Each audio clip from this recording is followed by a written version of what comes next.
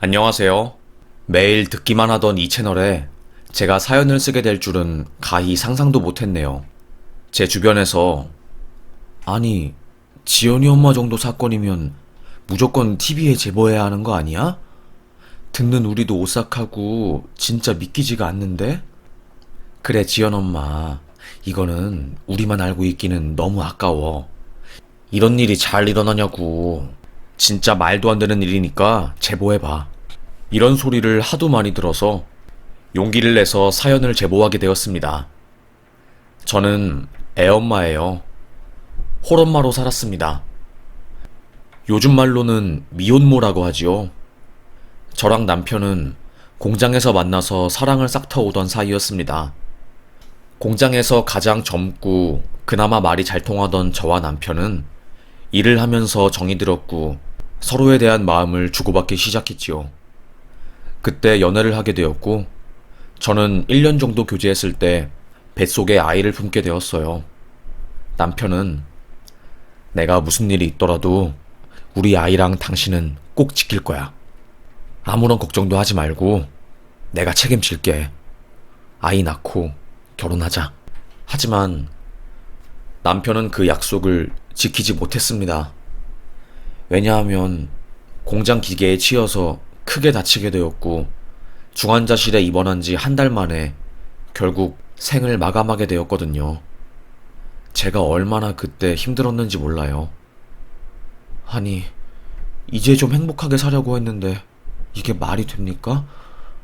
세상은 도대체 왜 나한테 이런 시련을 주는 건지. 아니, 왜 저를 이렇게 힘들게 만들어요? 정말 미치겠어요. 하늘에 대고 한탄을 했습니다. 하지만 변하는 것은 아무것도 없었고 저는 하염없이 눈물만 흘렸지요.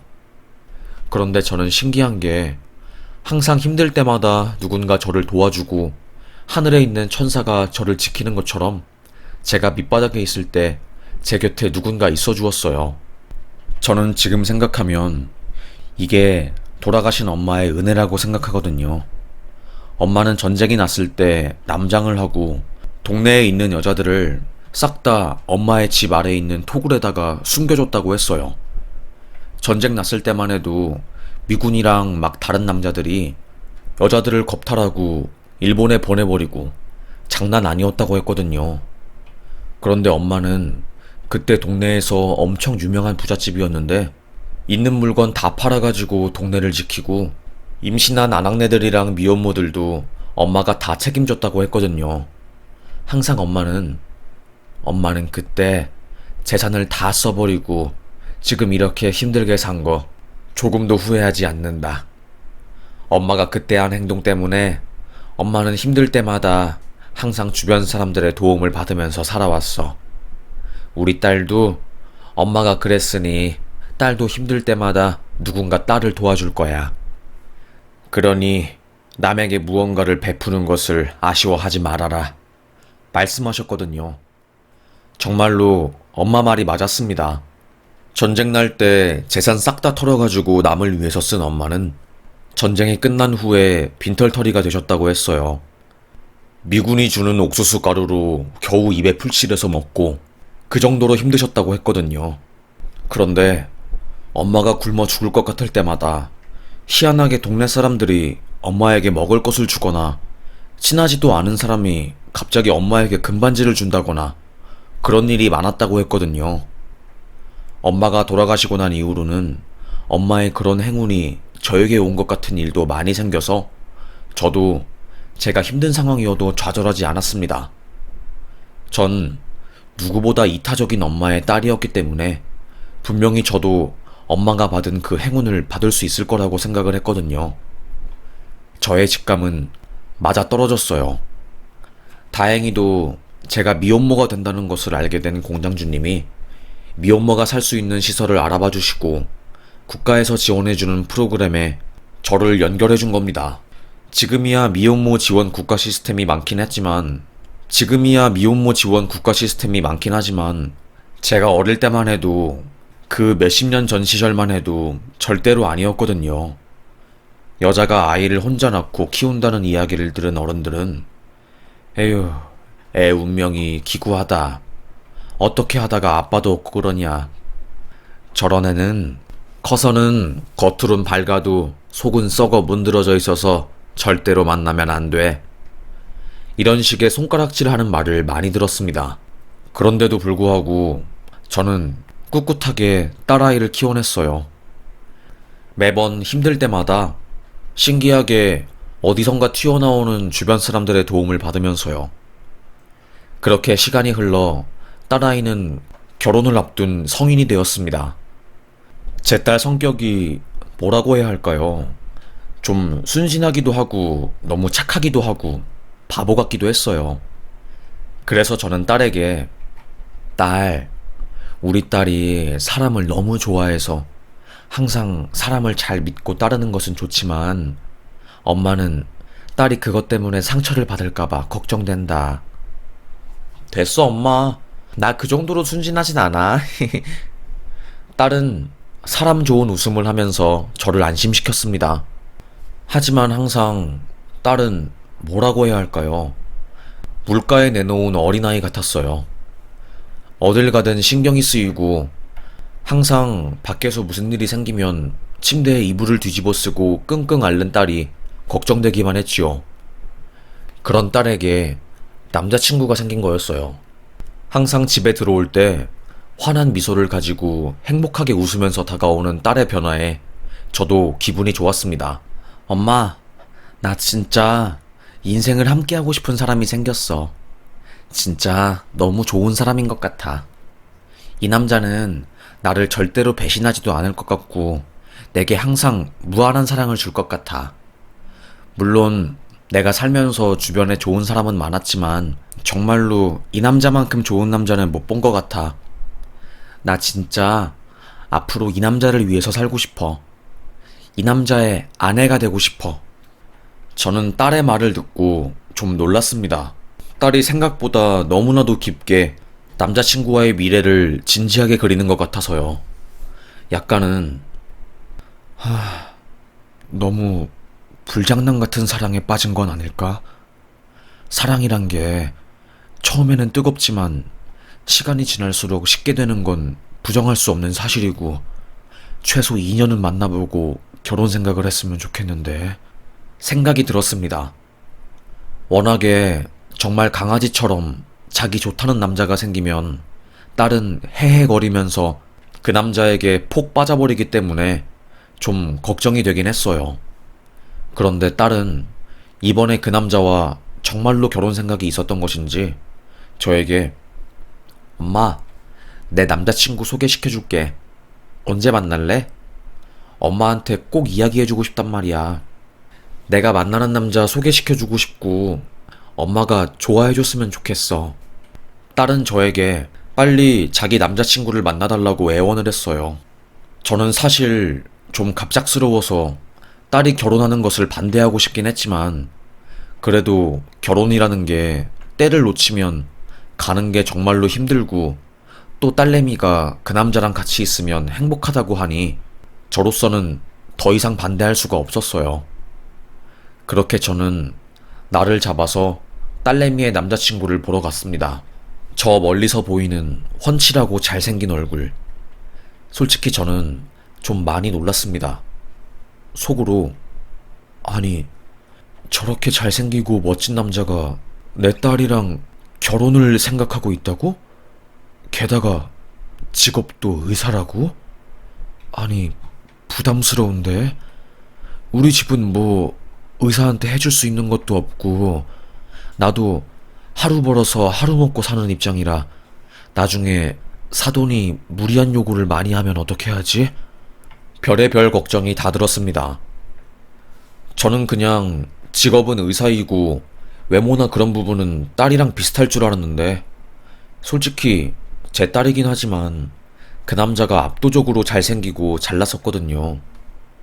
딸은 그냥 평범한 얼굴이었어요. 어떻게 보면 평범하진 않은 것 같은데 살짝 그냥 밋밋한 얼굴편에 속했습니다. 전형적인 동양인 얼굴처럼 생겼어요.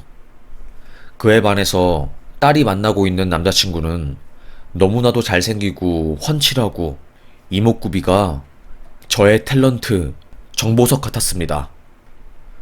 그런데 만나서 이야기를 해보니까 성격도 정말로 좋더라고요. 어머님 안녕하세요. 오늘 여기 이 자리에 온다고 긴장이 되어서 어젯밤에 한숨도 못 잤네요. 너스레를 떨더라고요. 딱 보니까 싹싹하기도 하고 누가 봐도 잘난 놈이었기 때문에 제 딸이 왜 그 녀석이랑 그렇게 결혼을 하고 싶어 하는지 알 것 같았습니다. 그때 그 녀석은 사실 제가 따님분께 결혼하자고 조른 거예요.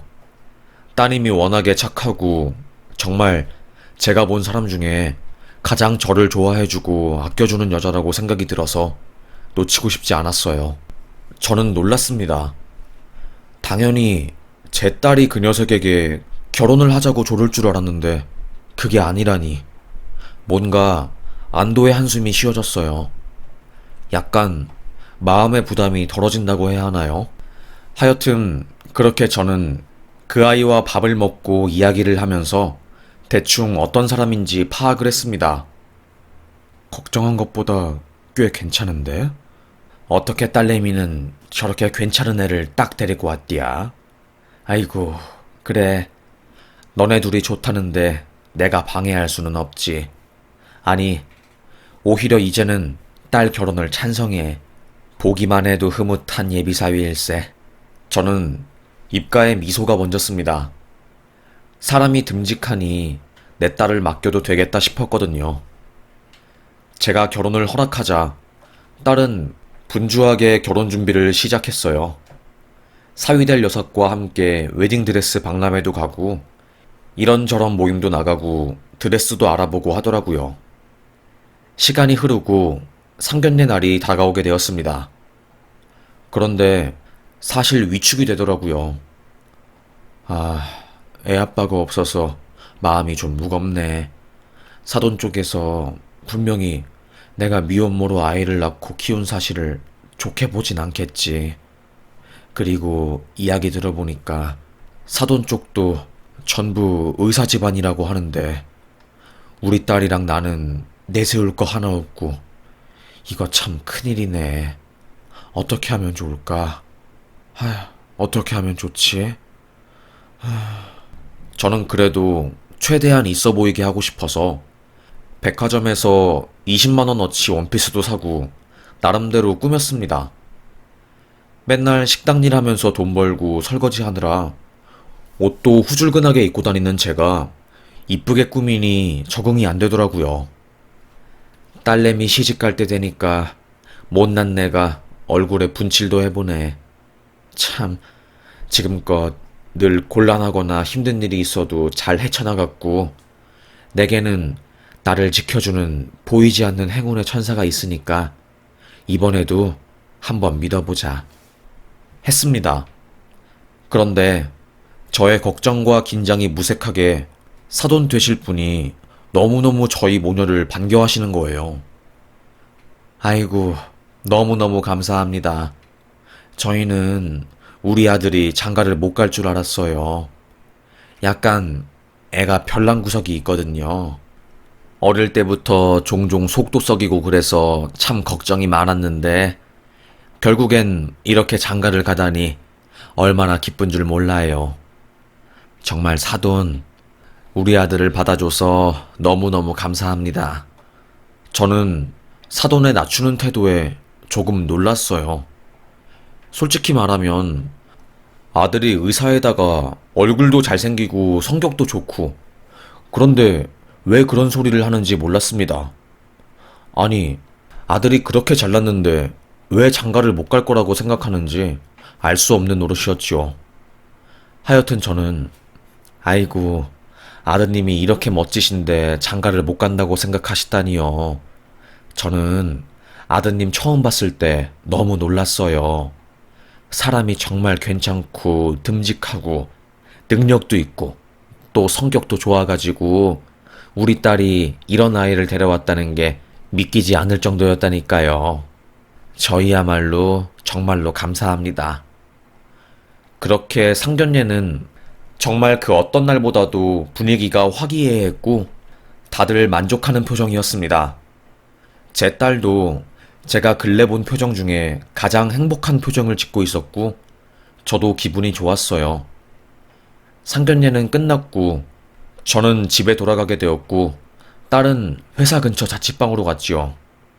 참, 딸아이 혼자 키운다고 고생 많이 했지만, 이제 딸이 시집 간다고 생각하니까 마음이 뒤숭숭하기도 하고 묘하네. 그래도 기쁘다.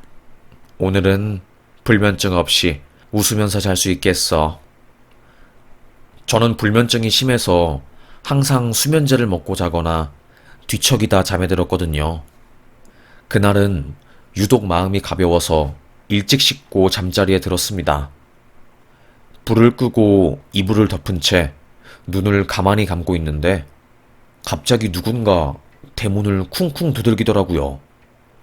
저는 순간 되게 놀랐어요. 이 시간에 저희 집을 찾아올 사람은 없었거든요. 신문 구독하는 것도 아니라서 신문 배달원도 아닐 테고, 뭐 시킨 것도 없으니까 배달원도 아닐 테고, 그럼 택배기사인가? 싶었던 저는 뭐 물건 있으면 앞에 두고 가세요 말했습니다. 그런데 저희 집을 두들긴 사람은 택배기사가 아니었던 거였어요. 옆집 할머니요. 문 좀 열어주시오. 저는 옆집 할머니? 아, 얼마 전에 이사 온 그 할머니인가? 그런데 할머니가 왜 이 밤 시간에 우리 집 문을 두드리는 거지?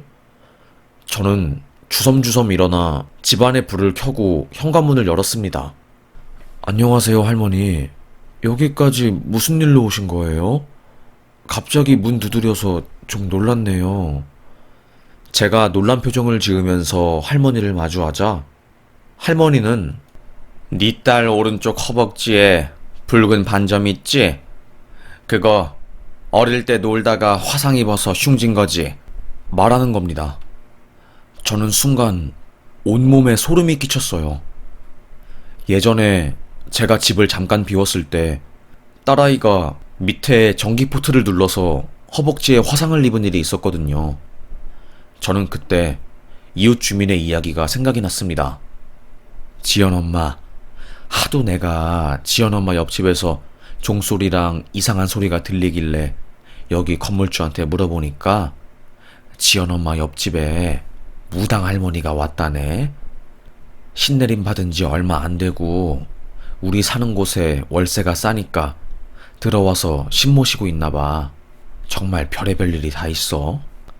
얼마 전에 이사 온 옆집 할머니가 그냥 할머니가 아니라 무당이 저에게 온 거였어요. 아니, 어떻게 저희 딸 허벅지에 흉터가 있는 걸 아셨어요? 그리고 이 오밤중에 갑자기 찾아오신 이유가 뭐죠? 저는 물었습니다. 그러자 그 할머니는 저에게 당신 딸 지금 의사한테 시집가려고 하는 거지? 내가 아까 기도드리다가 아주 안 좋은 게 눈앞에 펼쳐져서 이렇게 당신 집에 찾아온 거야. 절대로 그 딸, 그 남자랑 결혼시키면 안 돼. 그 남자랑 결혼하면 당신 딸 평생 정말 눈도 뜰 수 없을 정도로 불행하게 살 거고 죽는 것도 쉽게 못 죽어. 그니까 온갖 짓을 다 해서라도 딸내미 그놈이랑 절대로 결혼시키면 안 돼. 무당 할머니는 저에게 호통을 치듯이 말했습니다. 아니, 이미 상견례까지 다 했고 사람이 너무 좋은 것 같아서 사위로 꼭 두고 싶은데 갑자기 그게 무슨 소리예요? 아니, 좀 자세하게 말 좀 해주세요. 갑자기 오밤중에 찾아와서 이렇게 말하시면 제가 어떻게 받아들입니까? 에이 참, 다 알려줘도 믿지를 않고 아까 신당에서 기도를 드리다가 눈앞에 아주 끔찍한 장면이 펼쳐지더라고. 당신네 딸이 당신네 사위 될 녀석에게 끔찍하게 괴롭힘 당하는 모습이. 그래서 내가 좀 더 기도를 드려보니 당신 딸이 어릴 때 흉 터지고 사람들을 잘 믿어서 배신당하고 여린 마음을 가지고 있는 장면도 스쳐 지나가고 내가 신내림 받은 이후로 누군가의 과거를 이렇게 생생하게 본 적이 없어서 이상해서 모시는 신에게 물어보니 꼭 당신에게 딸을 절대로 결혼시키지 말라고 말을 하더군. 저는 순간 손이 덜덜 떨렸습니다. 제 딸의 특징과 성격을 너무나도 잘 알고 있는 그 무당할머니. 그냥 아무것도 모르는 무당할머니의 이상한 소리로 넘겨짓기에는 너무나도 정확한 게 많았고, 저희 딸을 한 번도 본 적 없는 그 무당이 많은 것을 알고 있어서 찝찝했어요. 아니, 이미 상견례도 하고 분위기도 좋고 결혼도 다 예정되어 있는데 무슨 수로 딸아이를 파혼시킵니까, 할머니? 이렇게 저한테 무책임하게 말씀하실 거면 그 방법이라도 말해주시든가요. 예비 사위 집을 찾아가봐. 가서 뒤져. 뭐라도 뒤져봐. 그러면 단서가 나오겠지. 무당 할머니는 저에게 이렇게 마지막 말씀을 남기시고 문을 쾅 닫고 집으로 들어가셨습니다. 조금 더 무언가를 묻고 싶어서 다시 저는 집을 나와 옆집 무당 할머니 대문을 쿵쿵 두드렸지만 아무런 반응도 없으셨어요. 호련히 저에게 불안을 안겨주는 말만 남기고 집에 들어가신 겁니다. 솔직히 너무나도 황당해서 저는 말이 안 나올 지경이었어요. 아니, 이건 아니잖아요.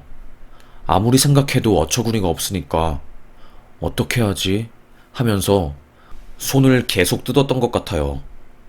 그런데 제가 어릴 때부터 무슨 위험한 일이 있거나 불길한 일이 생기기 전에 꼭 주변 사람들이 언지를 하거나 꿈에서 누군가 저에게 미래에 대해서 살짝 알려주곤 했거든요. 그래서 보통 사람 같으면 그 무당의 말을 무시할 텐데 저는 직감적으로 설마 나를 지켜주는 무언의 존재가 그 할머니를 지켜서 내 딸을 지켜주려고 지금 이런 상황을 만든 건가? 라는 생각이 파바박 하고 스쳐 지나간 겁니다. 저는 다음날 사위의 집을 찾아갔어요. 예전에 딸이 남자친구한테 뭐 준다고 데려다 달라고 했던 적이 있어서 예비 사위의 집 주소가 제 내비게이션에 찍혀 있었거든요. 그리고 도착한 사위의 집. 경기도 외곽 작은 단독주택처럼 생긴 곳이었고 뭔가 좀 특이한 곳이었습니다. 옆에 딸린 작은 창고, 그리고 1층이 끝인 집 한 채. 저는 이곳이 예비 사위가 산다는 곳이지? 왜 의사인데 이렇게 허름한 곳에 사는 거지? 저는 무당 할머니의 말을 듣고 그 주변을 돌아보기 시작했는데 뒤에 창고 문고리에 피가 묻은 거를 발견한 겁니다. 누가 봐도 핏자국이었고 그때 진짜 와, 머리부터 발끝까지 온몸에 소름이 돋았던 것 같아요. 뭐야? 이거 아니 여기 핏자국이 왜 있어? 저는 문틈도 고개를 숙여 살짝 봤더니 피가 굳어서 딱지가 져서 땅에 굳어 있었던 겁니다. 얼마나 놀란지 몰랐어요. 순간 별의별 생각이 다 들더라고요. 저는 경찰에 신고할까? 일을 너무 크게 만드는 건 아닐까? 별의별 생각이 다 들었습니다. 집에 사위가 있는 것 같진 않고 주변에 사람도 없어 보였던 저는 그때 무슨 용기였던 것인지 옆에 있던 철사를 돌돌 말아서 그 문고리에 넣어 문 잠금을 풀었어요. 내 눈으로 그 안에 뭐가 있는지 보고 싶었거든요.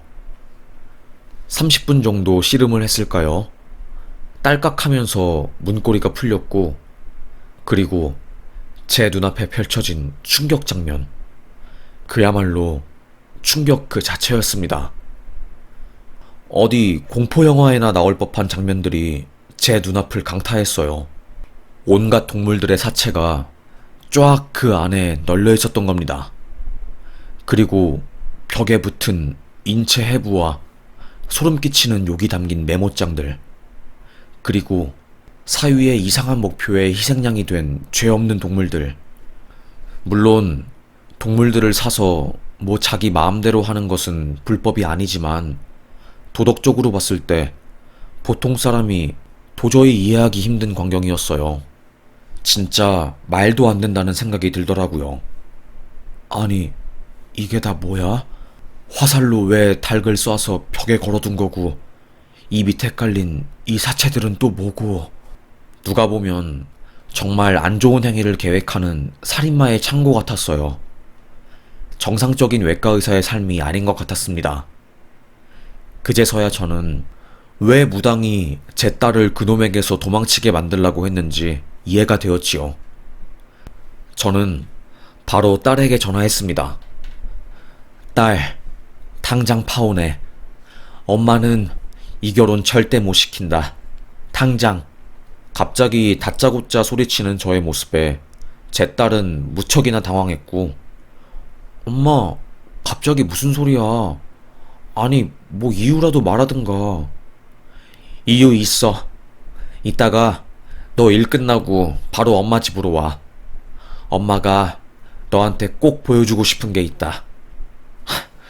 정말 이게 말이 되는 건지 아직도 어안이 벙벙하네. 저는 사위의 창고, 그리고 그 안에 적혀있는 모든 메모장들의 기록들을 사진 찍어서 집으로 출발했어요. 그리고 저녁이 되어 퇴근하고 집에 온 딸에게 그 모든 것을 보여주었지요. 네 남편 될 놈, 아무래도 가면을 쓰고 착한 척을 하는 의사인 것 같아. 아직 본심이 안 나온 것 같아서 엄마는 너한테 그놈이 무슨 짓을 할까봐 너무너무 무섭다. 그리고 옆집 무당 할머니도 갑자기 네 신체 특징을 말하면서 절대로 그놈이랑 결혼시키지 말라고 하더라고. 엄마는 아무래도 찝찝해서 안 되겠어. 살면서 이렇게 찝찝한 적이 없었는데 이번에 온 직감은 절대로 무시하면 안 될 것 같아. 엄마, 이거 진짜인 거지?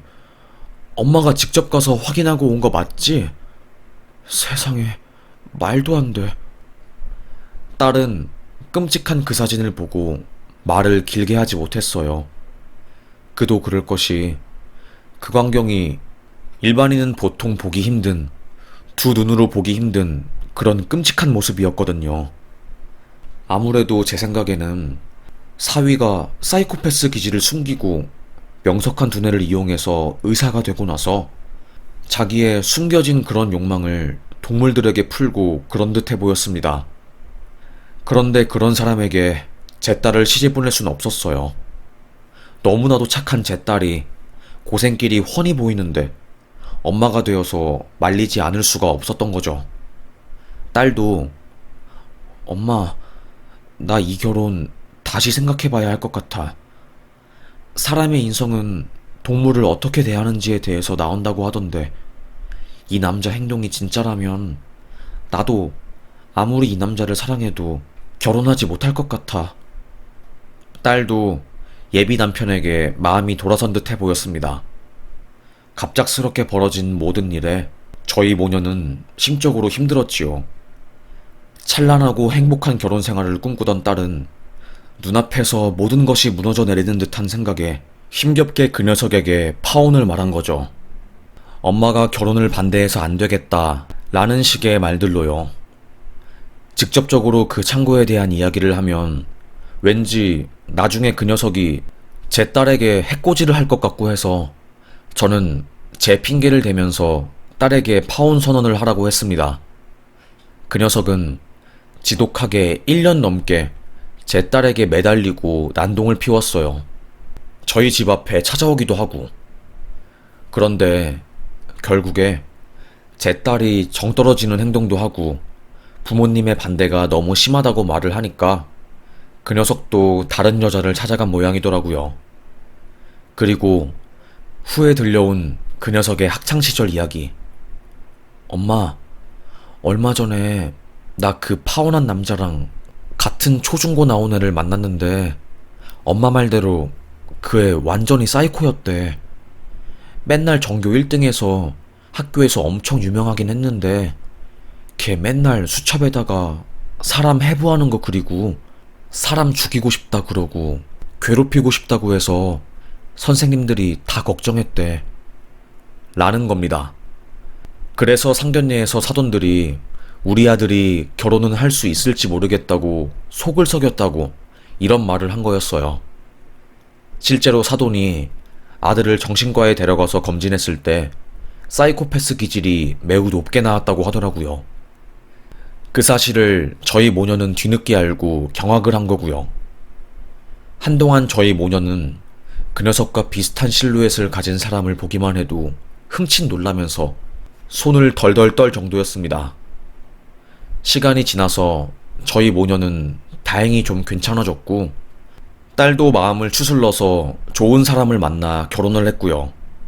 저는 엄마가 그렇게 주변 사람들에게 잘하고 봉사를 하더니 그 은혜가 내 딸이 결혼할 때도 이어져서 이렇게 내 딸이 지옥구덩이 앞에서 유턴을 하고 탈출할 수 있었구나 싶었습니다. 가슴을 쓸어내렸어요. 그렇게 세월이 흘러서 저와 딸이 오랜만에 만나서 거실에서 TV를 보고 있는데 뉴스에서 흘러나오는 내용을 듣고 저와 딸 둘이 마주보며 거의 소리를 지른 것 같아요. 30대 후반 오모 씨가 외과 의사로 경기도에서 활동하면서 20명이 넘는 환자들의 얼굴에 난도질을 해놓고 일상생활을 할 수 없게 만들어놨습니다. 지금까지 수십 명이 넘는 사람들이 고소를 하고 카페까지 만들어서 피해자 모임을 해봤지만 달라지는 것은 없었다고 합니다. 의사 면허가 모든 죄에 대해서 면죄부를 주는 이 상황에 대해서 심각하게 고려를 해봐야 한다고 생각합니다. 뭐 이런 내용을 아나운서가 꺼내더라고요. 그리고 결국에 그 의사가 검찰에 송치되어 구속수사를 받게 되었다는 말이 나오면서 포송줄에 묶여 끌려가는 마스크를 쓰고 눈만 나오는 그놈의 얼굴을 본 순간 저랑 딸은 둘이서 동시에 소리를 질렀습니다. 그놈이 맞았어요.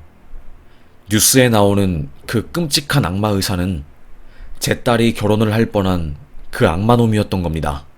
그 악마놈에게 당한 피해자가 참다 못해서 도끼를 들고 그놈의 병원에 찾아가 깽판을 벌인 거고 결국에 뉴스에까지 이 사건이 나게 된 것이었지요. 저는 뉴스를 보고 정말로 무당이 내 딸과 나의 인생을 살렸다 생각했습니다. 그놈은 사이코패스 기질을 가지고 사람 해치는 것에 대한 희열을 느끼는 희대의 악마였는데 공교롭게 머리가 너무나도 좋아서 의대에 수월하게 입학을 할 수 있게 된 거고 그래서 의사라는 면허 뒤에 숨어서 그런 악독한 짓을 벌인 겁니다.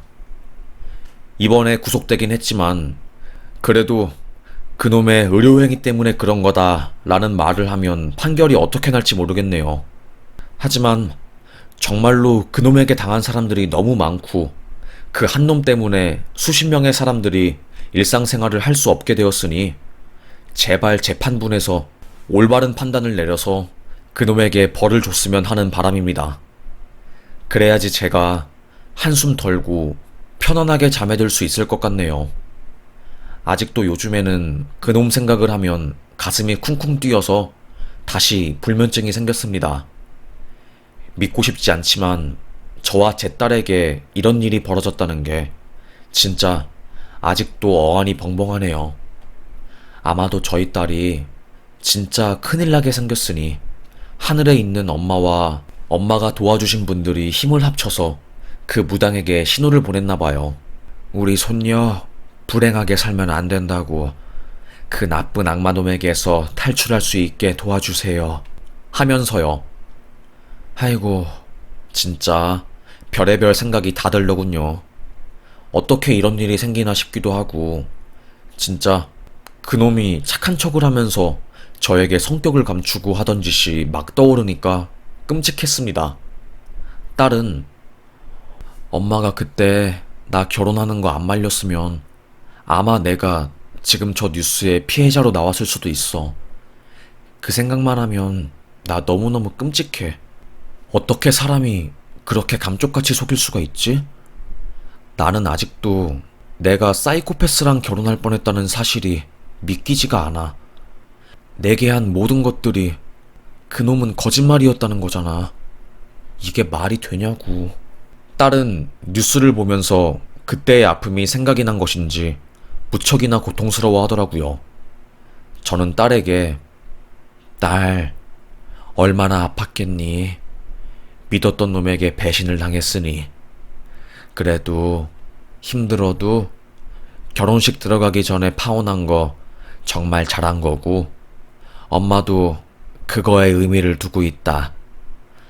과거는 털어버려. 그리고 저놈 벌 받겠지.